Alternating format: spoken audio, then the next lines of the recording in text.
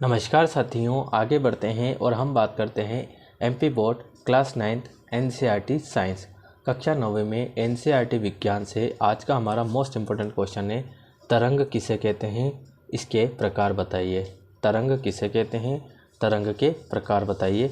तो यहाँ पे तरंग को इंग्लिश में वेव्स बोलते हैं, तो आप चाहे तो ये लिख सकते हैं इंग्लिश में, नहीं तो कोई दिक्कत नहीं है।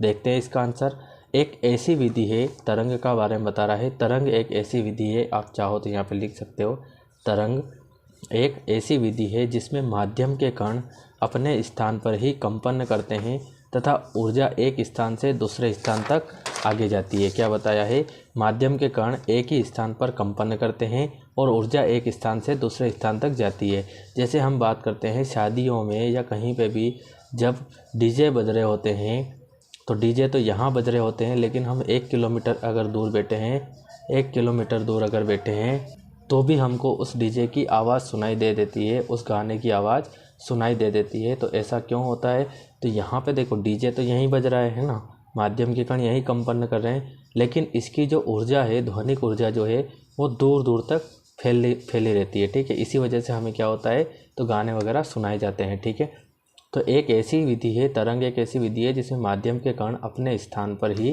कंपन करते हैं तथा ऊर्जा एक स्थान से दूसरे स्थान तक आगे जाती है, तरंग कहलाती है। जैसे शादियों में साउंड का बजना एक एग्जाम्पल है, छोटा सा आप लिख लीजिएगा।